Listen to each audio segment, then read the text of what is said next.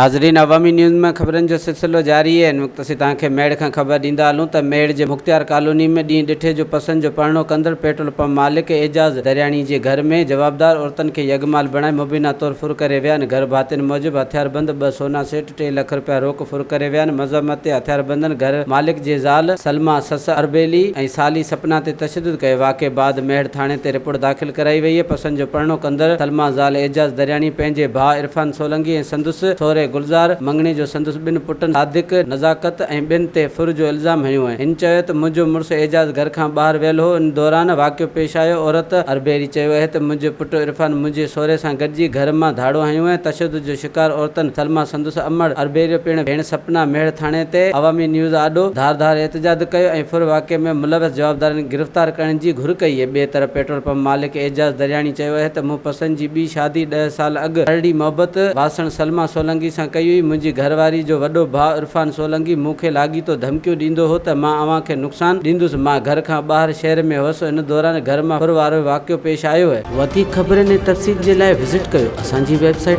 awamiNewsHD.com ऐं ॾिसंदा रहो अवामी न्यूज़ HD।